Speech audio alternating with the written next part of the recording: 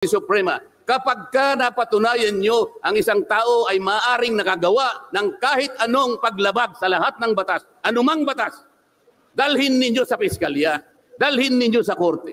Yun ang tamang paraan. That is the rule of law. Ngunit bakit? Bakit kayong Quadcom ang gumagawa nito? Ang Quadcom ay hindi piskal. Ang Quadcom ay hindi korte. Nagkukunwa lang na korte. Yung mga chairman ng 4 na komite doon, wala ni isang abogado. Ito ay hindi po laban sa impeachment, sapagkat ang impeachment ay itinatadhana sa saligang batas. Ngunit, kung ang paraan ng pagsasagawa nito ay wala sa batas at wala sa tuntunin, ito na naman ay pagmumulan ng kaguluhan, pagmumulan na naman ng pagkakabahabagi ng ating bansa. Ito po ang gusto nating iwasan. Ito po ang gusto nating iwasan. Iniimbestiga nila po yung confidential funds. Ang tanong ko po, Mr. Chairman, mahigit pong 400 opisina at ahensya ng ating pamahalaan ang tumatanggap ng confidential funds. At sila din ay natatawagan ng pansin ng Commission on Audit. Bakit naman isang opisina lang ang pinipilit niyong usisain? Hindi ba masyadong halata namang pamumuliti kayan? Ito po yung gusto nating liwanagin. Hindi po tayo laban sa pag-iimbestiga ng katiwalian. Ilagay po natin sa ayos. Sana man lang, kumuha sila ng ilang pang mga bahagi ng opisina na kagaya din ng paggagamit ng confidential funds, sapagat ang layunin po raw ay makagawa ng batas. Kung talagang gusto ninyong gumawa ng batas, kasi po in aid of legislation, palagi po ito ang nagagamit, inquiry in aid of legislation. Nasa saligang batas po naman talaga ito. Kaya lang, meron pong limitasyon ang inquiry in aid of legislation. Ano po yung unang limitasyon? Kailangan po meron ka ng nakabalangkas na batas, panukala.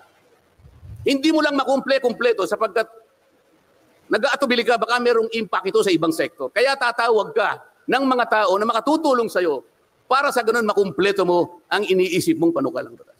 Pagka ganun, alam niya kung sinong tatawagin niya. At alam niya rin kung anong itatanong niya. Hindi po ganun ang nangyayari ngayon eh. Dahil nga wala na pong rule of law, basta na lang sila tatawag ng kahit sino sapagkat hindi naman po talaga ang layunin ay gumawa ng batas kung hindi usigin ang taong gusto nilang usigin. Ito po ang nangyayari ngayon. Kaya nga po, dahil sa kagustuhan nila na talagang usigin ng ICC ang Pangulong Duterte, alam po ninyo, yun lang ang tanging layunin. Sa 13 pagdinig ng Quadcom, 13, nakapaggawa lang sila ng isang batas na kahit siguro po high school graduate pagtatawanan niya yung kanilang panukalang batas. Bakit po? Yung definition na definition lamang po ng extrajudicial killing. Ay talaga po matatawa ka na. Tayo ko na pong babain yun. Ibig sabihin, ang layunin talaga ay hindi in aid of legislation, kung hindi in aid of prosecution, in aid of persecution. Ako'y nakikiisa. This is a national rally for peace. Di ba?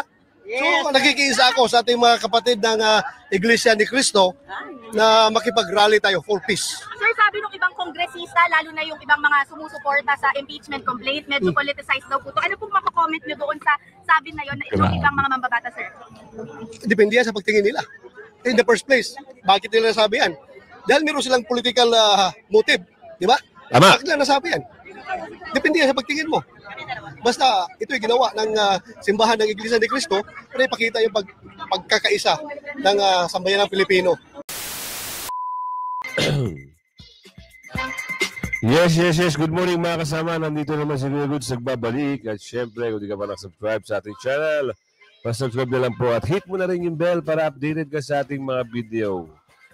Marami hong natuwa, marami din na nagalit, marami hong mga yung mga nagngangaw-ngaw pagkatapos ng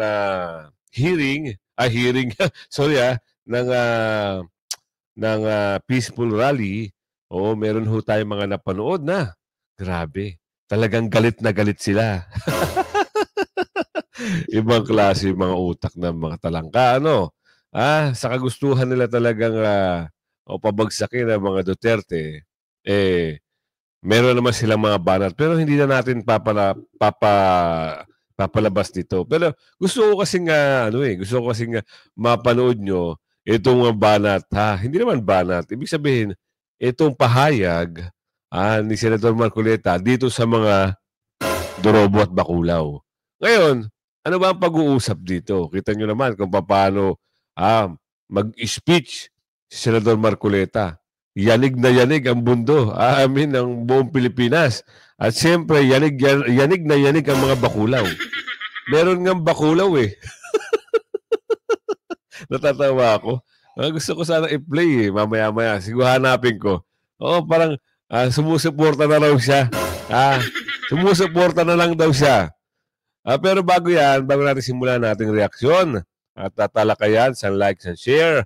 All good sa po tayo, kaya like niyo po yung video at i-share. Salamat po doon sa mga subscribers natin na walang sawa sumusuporta sa atin. At doon sa mga laging nag-comment at nagpa-shoutout na medyo na-pause tayo. Pasensya na po. Ito na yung video. Chikadora, ano bang meron? At abangan nyo kung ano yung pahayag ni Senador Bato kasi bigla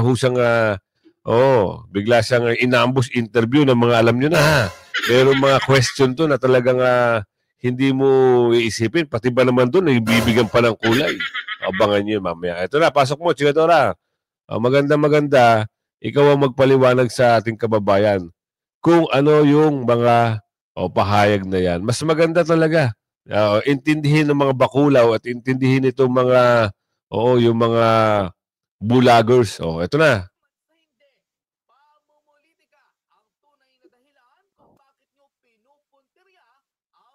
Dalawang pangulo ng bansa. Ulitin natin. Kasi medyo mahina kanina eh. Ito na. Aminin nyo man sa hindi, pamumulitika ang tunay na dahilan kung bakit nyo pinupuntirya ang ikalawang pangulo ng bansa. Pinagdiinan at harap-harapang pinaringgan ng Sagip Party List Representative at Senatorial Aspirant na si Rodante Morcaleta ang mga ganid sa kapangyarihan, maging ang mga kapwa-kongresista na tila naghahari-harian at balak ipa-impeach si Vice President Sara Duterte. Nagimbal ang pamunuan ng Quad Committee ng Kongreso nang harap-harapan silang supalpalin at pangaralan ng Sagip Party List Representative na si Rodante Morcaleta sa nangyaring rally ng INC ngayong araw, January 13, 2025, live sa Quirino Grandstand. Nanindigan ang party list representative ng Sagip na hindi tama ang ginagawa ng ilang miyembro ng Kongreso na bukod sa kabastusan at kawalan ng respeto sa Vice Presidente. Parang mga hindi naman raw lawmakers ang mga ito, lalo't alam raw nila na mali na ang ginagawa ng mga miyembro ng Kongreso, ngunit nagpipikit mata sila at parang walang nakikita nang dahil lamang sa nakasupalpalang pera sa kanila. Nanindigan ang party list representative ng Sagip at senatorial aspirant na si Rodante Morcaleta na dapat igalang ng Kongreso ang nooy naging panawagan ni President Bongbong Marcos na hindi makakatulong sa bansa ang impeachment laban kay VP Sara. Sa halip na igalang raw ang naging desisyon ng Pangulo, mukhang tuloy-tuloy raw ang mga kongresista sa kanilang sari-sariling ambisyon at investigasyon na mapatalsik si Vice President Sara Duterte sa kanyang kinauupuan. Ngunit nanindigan hindi lamang ang samahan ng Iglesia ni Cristo, kundi maging ang rimpang religious sect na magkakaroon sila ng panawagan na itigil na ng Quadcom ang kanilang napakaraming investigasyon na tila walang ibang pinupuntahan kundi ang pamumulitika kay Vice President Sara Duterte. Narito ang makapanindig at kahanga-hangang pahayag ng Sagip Party List Representative at Senatorial Candidate Rodante Morcaleta sa nangyaring rally ng Iglesia ni Cristo live sa Quirino Grandstand, kung saan bukod sa pinaringgan ng Quad Committee, nanindigan ang samahan ng pinakamakapangyarihang religious group sa bansa na hindi sila papayag na ma-impeach si Vice President Sara Duterte, lalo't hindi raw ito ang tunay na problema ng bayan. Totoo naman. Ang napakataas na bilihin, samot-saring kriminalidad at patong-patong at iligal na pagnanakaw ng mga nasa opisyales ng pamahalaan. Panoorin ang full video! Yan mga kasama ha. Isipin nyo ha. Dahil sa kagustuhan ng mamayan at mga Iglesia ni Cristo na hindi ma-impeach si BP Sara, samot-saring mga, alam nyo na, pakulo, nakakainis. Ayaw nga ng tao na magkagulo-gulo. Ito naman, yung 6 na naghain. Oo, yung mga makabilang bakod o mga taga-buntok, ika nga. Sila pa rin ay nag-uurong, nagsusulong. Pero ngayon, maririnig nila dito, maririnig nila, siguro naman, napanood nila kahapon kung ano yung binanggit doon. Madiin ho yun. Kung ikaw ay nakakaintindi, dapat alam mo yun. Hindi pwedeng basta-basta, walang bahala mo yung binanggit doon. Kung matalino kang tao at meron kang common sense, hindi mo natatangkain na isulong pa impeachment. Ilang milyon ho ang dumalo. Diyan pa lang yan sa may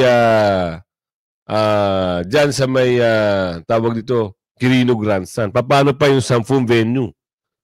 O himigit kumulang, sabihin natin 10 million. Diba? Sa Maynila pa lang, ilang milyon na. O yung mga iba pa. Yung iba pang hindi umaten. At yung iba pa na hindi pa talaga nakapunta dahil may mga trabaho. Kung ikaw ay may common sense, kung ikaw yung nagsusulong, marami kayo. O, di ba? Napahiya kayo. Abangan natin. Kasi ngayon, araw ng ano bang araw ngayon? O araw ng Martes. Di ba? Tignan natin kung ano mangyayari. Kaya mas maganda, pakinggan nyo ito. Gusto ko maintindihan nyo kung ano yung pag-uusap o kung ano yung babanggitin ni Senador Marcoleta. Para naman mapahiya kayo kung ano yung talaga yung usapin dito. Senador, ipasok mo.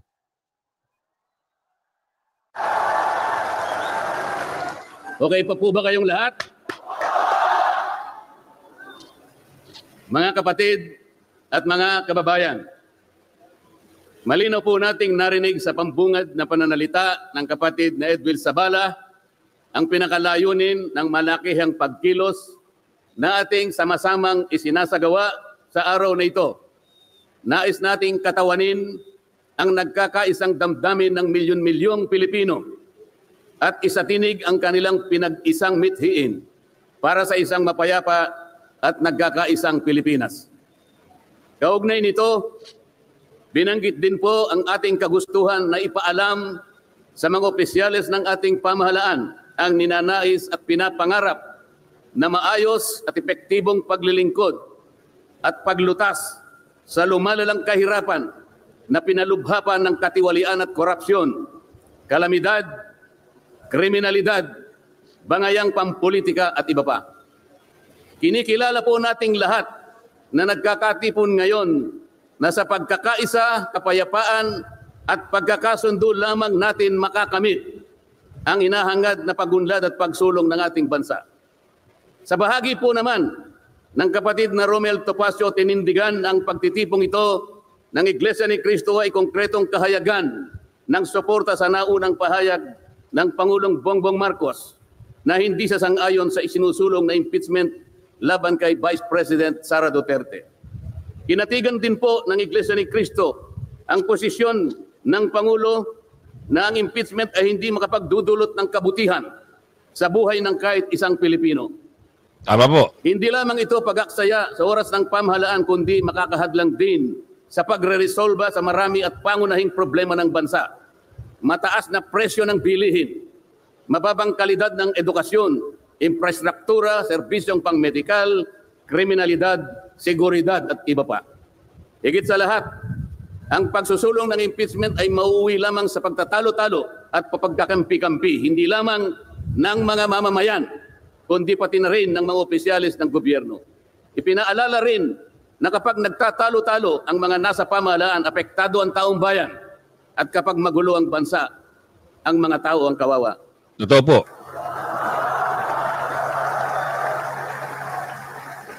We need to make a decision. Yan, may What ads did lang David ho say? Yan mga kasama, kita nyo naman kung paano magsalita si Senador.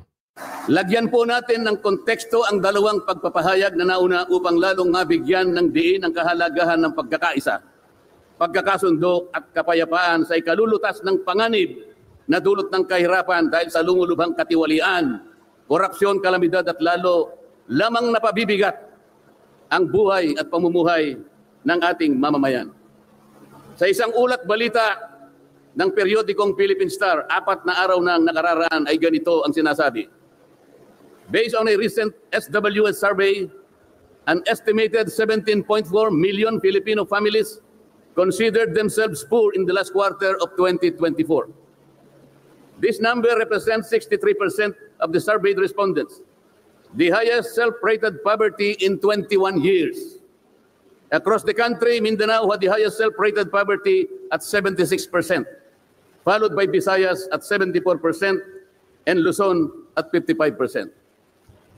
Mga kababayan, sa tayang 5 ang miyembro ng bawat pamilyang Pilipino, nangangahulugan na aabot sa 87 milyong Pilipino sa ngayon ang nagsasabing sila ay mahirap.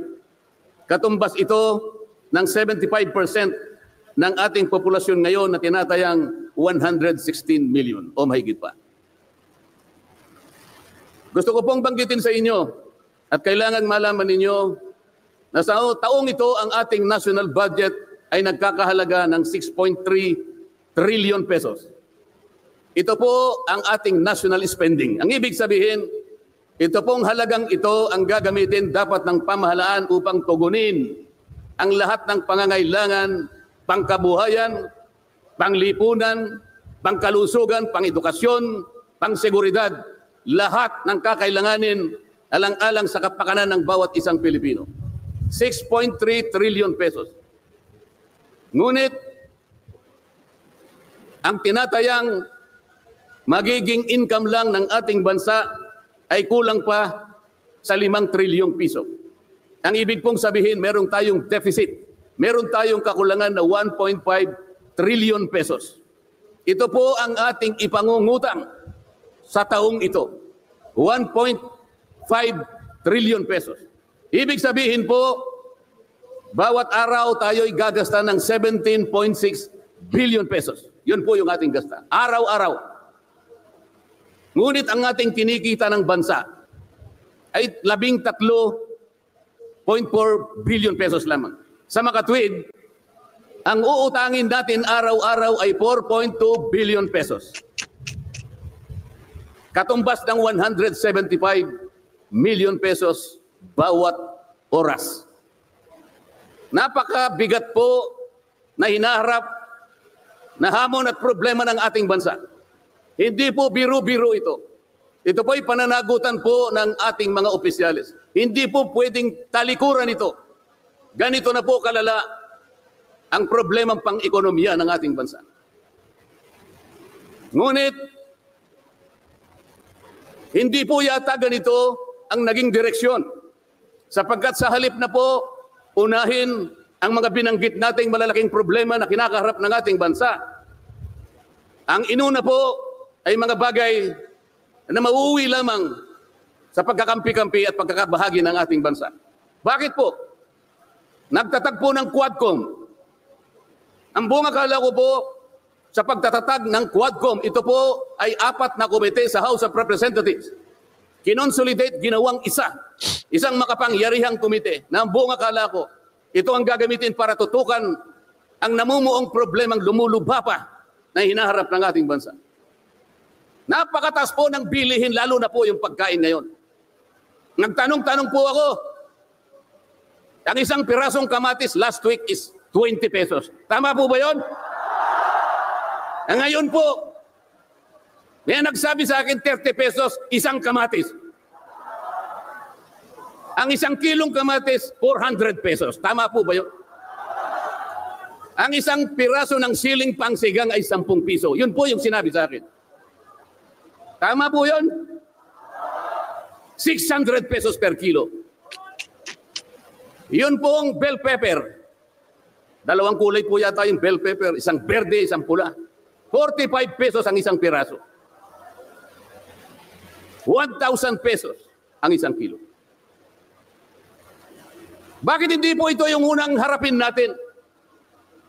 Napakalala po ng presyo ng kuryente sa ating bansa. Yan na, may ads lang po ha.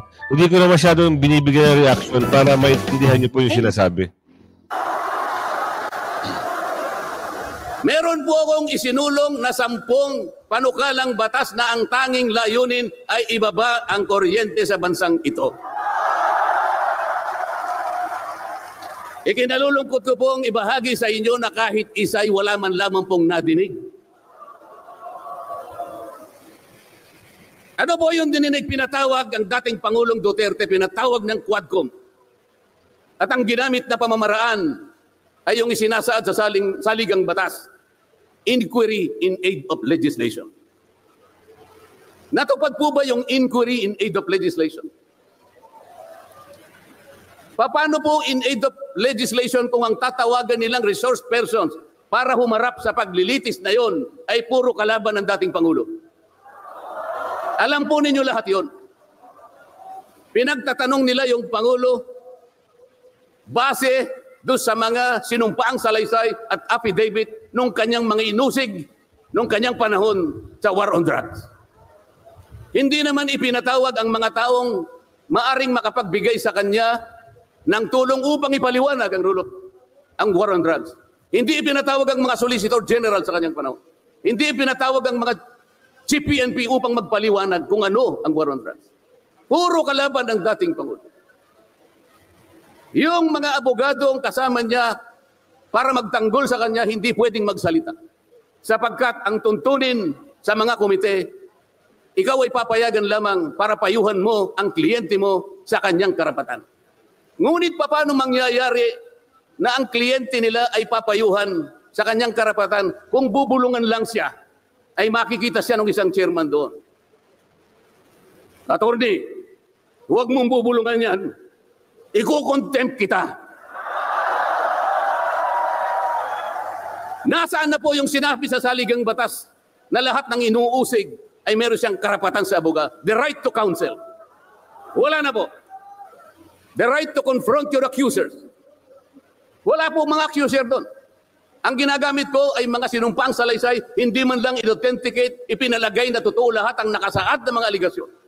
Anong gagawin ng isang tao sa harap ng ganito na walang rule of law at walang due process? Ito po ang pinag-umpisahan ng kaguluhan at pagkakahatihan. Sa kagustuhan po nila na mausig ang dating Pangulo, ayaw po nilang pumunta sa korte. Ayaw nilang pumunta sa piskal. Ano po ba ang sinasabi ng mga desisyon ng Korte Suprema? Kapag ka napatunayan nyo ang isang tao ay maaring nakagawa ng kahit anong paglabag sa lahat ng batas, anumang batas, dalhin ninyo sa piskalya, dalhin ninyo sa korte. Yun ang tamang paraan. That is the rule of law. Ngunit bakit? Bakit kayong Quadcom ang gumagawa nito? Ang Quadcom ay hindi piskal. Ang Quadcom ay hindi korte. Nagkukunwa lang na korte. Yung mga chairman ng 4 na komite doon, wala ni isang abogado. Pero naalala ko yung isa doon, kamukha ni Attorney Agaton. So sa halip na ang unahin ay yung kapakanan ng mamamayan, sa harap at liwanag ng napakaraming nakabantang panganib sa atin, sa ekonomiya, panglipunan, pangseguridad, korupsyon, katiwalian. Bakit ang inuuna ay usigin ng isang tao na hindi naman ipadadaan sa tamang proseso ng batas? Pangalawa, tinawag po nila ang pangalawang Pangulo sa 2 pagkakataon. Yan. Una po, nung magpipresent siya ng budget. Ang pinipresent po niyang budget ay budget for 2025. Akalain po ninyo ang gusto nilang tanungin ay yung pagkakagasta ng kanyang budget noong 2022 and 2023. Saan ka naman nakakita ng ganong klaseng direksyon? 2025 ang dapat pag-usapan, ang kanilang pilit na itinatanong ay paggamit o paggasta niya noong 2022 at 2023. Ang sabi po ng Vice President, siguro nainis na rin, I forgo my opportunity to defend this 2025 budget and I leave it to the discretion of the House of Representatives as presented. Oh, ayaw pa nilang tanggapin. Nang ibig sabihin, ayaw ko nang idepensa sa inyo. Bahala na kayo. Kung anong gusto nyong ibigay sa akin, bahala na kayo. Ano pong ginawa nila? Hindi. Kinakailangang masagutin mo lahat ito. Walang exempted dito.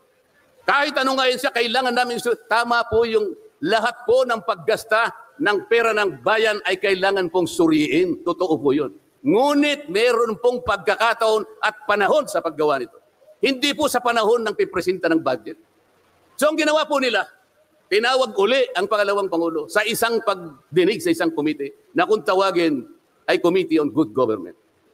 Alam po ninyo yung pagsisimula nila para magkaroon ng katwiran na masabi na ang Vice President? Kinasangkapan nila yung isa sa amin, isang representative sa Maynila, tumindig at nag-privilege speech. Yung subject matter po ng kanyang privilege speech ay kaugnay po ng budget na pinagtatalunan na po sa plenaryo at sa committee. Sa tuntunin po ng House of Representatives, no one should avail of the privilege hour if the subject matter is related to a pending bill. Nandun na po yung bill sa baba. Pinagsalita pa po yung isa. Nung banggitin ko po ito, nire-raise ko po, sabi ko, wala pong katwiran ito. Kailangan po tindigan ninyo, sundin ninyo ang ating tuntunin. Kapag hindi tayo sumunod sa ating tuntunin, sinong maniniwala sa atin na tayo may karapatang gumawa ng batas para sa ikabubuti ng ating bansa? When it comes to video mga kasama. creation, every detail matters. Grabe I ho, go to no? artlist.io for music. Ang sabi po ng chairman, noted. Saan ka naman nakakita ng ganun? Ang House of Representatives ay lugar ng pagdidebate. Doon masusuri kung sino ang may katwiran. Kung hindi magsasalita ang chairman. At pagkatapos po, sinabi ko pa, bakit ba ako? Dahil lamang sa isang manifestation ng isa sa amin, ginawa na naman ninyong isang motu proprio action. Yung motu proprio po ay, ibig sabihin, ang komite sa kanyang sarili ay pwedeng mag-imbestiga sa sarili niya. Pero ginamit nila yung manifestation ng isa sa amin. Mali na naman po yun. Hindi po dapat ganun. Nung i-raise ko po yun, ayaw na naman po nilang pumayag. Samantalang ako po, I delivered a full privilege speech. DepEd din ang pinag-uusapan nun. At ang ni-raise ko po ay yung katiwalian involving more than 3 billion pesos covering 3 annual audits of the Commission on Audit. Kahit na full privilege speech, hindi man lang po ni-repair sa committee. Samantalang yung illegal po na privilege speech, dali-daling ibinigay kagad sa Committee on Good Government. Kahit na illegal, kahit alam nilang mali. Ito po yung problema. So sabi ko, Mr. Chair, bakit tayo po ang sumusuri? Bakit tayo po ang nag-audit ng confidential funds ng Vice President? Bakit tayo po? Hindi po ba ang minanduhan ng ating saligang batas na tanging may otoridad at kapangyarihang mag-audit at mag-examine ng lahat ng report at papeles ng pagkakagasta ng ating bansa ay ang Commission on Audit? Ni-raise ko na naman po yun. Ayaw pong sumagot ng chairman. Ang pinasasagot po sa akin ay yung hindi abogado. Sabi ko, Mr. Chair, nilapitan ko po sila. Mr. Chair, huwag naman pong ganito. Ilagay naman po natin sa konteksto at sa regulasyon ng ating ginagawa. Tinatanong ko po ay isang constitutional issue. Bakit ang pasasagutin mo sa akin ay hindi man lang abogado? Huwag mo naman akong insultuhin.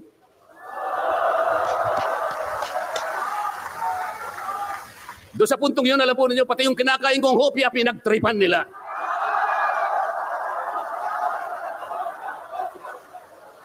ang Iglesia ni Cristo ay hindi po laban sa impeachment, sapagkat ang impeachment ay itinatadhana sa saligang batas. Ngunit, kung ang paraan ng pagsasagawa nito ay wala sa batas at wala sa tuntunin, ito na naman ay pagmumulan ng kaguluhan, pagmumulan na naman ng pagkakabahabahagi ng ating bansa. Ito po ang gusto nating iwasan. Ito po ang gusto nating iwasan. Iniimbestiga nila po yung confidential funds. Ang tanong ko po, Mr. Chairman, mahigit pong 400 opisina at ahensya ng ating pamahalaan ang tumatanggap ng confidential funds. At sila din ay natatawagan ng pansin ng Commission on Audit. Bakit naman isang opisina lang ang pinipilit niyong usisain? Hindi ba masyadong halata namang pamumulitika yan? Ito po yung gusto nating liwanagin. Hindi po tayo laban sa pag-iimbestiga ng katiwalian. Ilagay po natin sa ayos. Sana man lang, kumuha sila ng ilang pang mga bahagi ng opisina na kagaya din ng paggagamit ng confidential funds, sapagat ang layunin po raw ay makagawa ng batas. Kung talagang gusto ninyong gumawa ng batas, kasi po in aid of legislation, palagi po ito ang nagagamit, inquiry in aid of legislation. Nasa saligang batas po naman talaga ito. Kaya lang, meron pong limitasyon ang inquiry in aid of legislation. Ano po yung unang limitasyon? Kailangan po meron ka ng nakabalangkas na batas, panukala. Hindi mo lang makumple-kumpleto sapagkat nag-aatubili ka, baka merong impact ito sa ibang sektor. Kaya tatawag ka ng mga tao na makatutulong sa'yo para sa ganun makumpleto mo ang iniisip mong panukalang batas. Pagka ganun, alam niya kung sinong tatawagin niya. At alam niya rin kung anong itatanong niya. Hindi po ganun ang nangyayari ngayon eh. Dahil nga wala na pong rule of law, basta na lang sila tatawag ng kahit sino sapagkat hindi naman po talaga ang layunin ay gumawa ng batas kung hindi usigin ang taong gusto nilang usigin. Ito po ang nangyayari ngayon. Kaya nga po, dahil sa kagustuhan nila na talagang usigin ng ICC ang Pangulong Duterte, alam po ninyo, yun lang ang tanging layunin. Sa 13 pagdinig ng Quadcom, 13, nakapaggawa lang sila ng isang batas na kahit siguro po high school graduate pagtatawanan niya yung kanilang panukalang batas. Bakit po? Yung definition na definition lamang po ng extrajudicial killing. Ay talaga po matatawa ka na. Tayo ko na pong babain yun. Ibig sabihin, ang layunin talaga ay hindi in aid of legislation, kung hindi in aid of prosecution, in aid of persecution.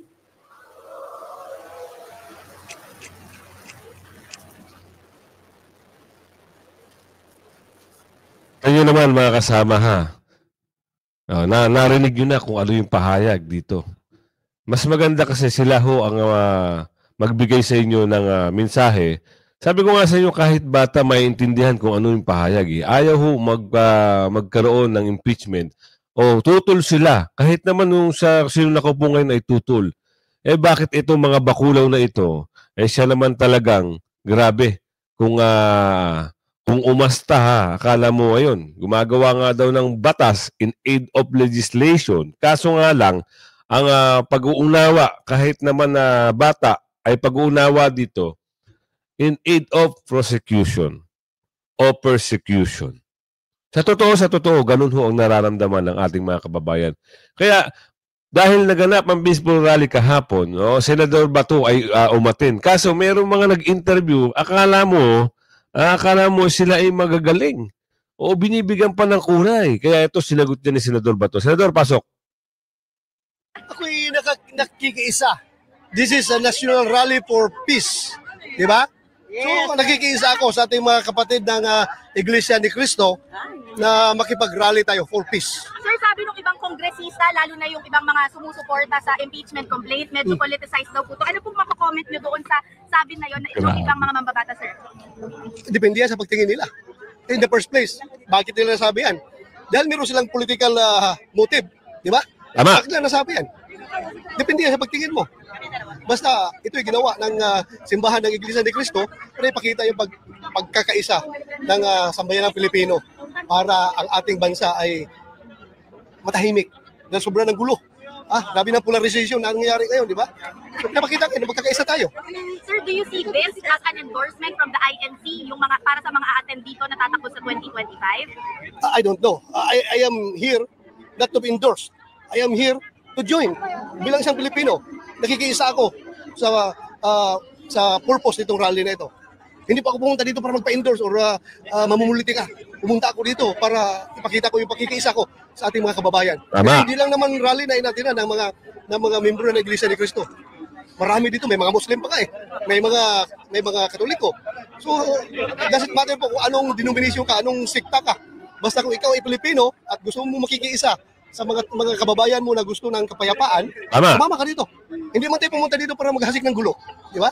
Pumunta tayo dito para gusto natin ma-achieve ang peace, magkakaisa at tahimik ang bayan. Sir, ibig sabihin po ba yung slate nyo sa 2025 may commitment din na iwas bangayan muna because you are joining their call for unity? Well, kami naman ay hindi man kami hindi man kami we have not the dominant administration ticket na pwedeng bibira ng bibira. Kami naman ay nagre-react lang kapag kami ay binibira. Huwag mo nyo kami birahin, hindi kami magre-react. Concentrate on our job. Focus tayo sa trabaho natin, may mga remedial legislations pa tayo na dapat gawin, so doon tayo mag-focus. Huwag tayong kami, nagre-react lang kami. Particularly si Vice President Sara, ako, si dating Pangulong Duterte, nagre-react lang kami kung kami ay binibira. Alangan naman, hayaan mo yung mga kasinungalingan na lalaganap yung kasinungalingan, pas mo yung katotohanan. So kaya kami sumasagot dahil gusto namin malaman ng taong bayan kung ano ang katotohanan.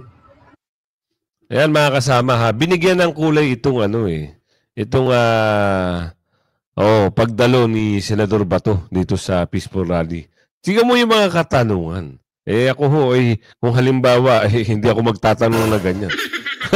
'Di ba? Ano yung purpose mo at magtanong ka ng ganun? Yun lang, bahala sila kung ano yung gusto nila. Basta ang sagot ni Senador Bato ay maayos, lahat naman ay naimbita o imbitado sa ginawang Peaceful Rally, mapa-Muslim, Kristiyano o anong sekta ka, malaya kang umatin. Tapos bigla, ay nako. Sabi ko nga sa inyo, huwag kayong pahuli sa mga issue, mga bagong issue, balita at reaksyon ng bayan. Hanggang sa muli. Mamaya po abangan nyo yung upload mamayang hapon. Everyday po tayo may upload. Kaya boss, yung boss natin dyan, baka mahina naman ata ako sa inyo, mahina ata ako marekomenda. Yan, hanggang sa muli, bye-bye.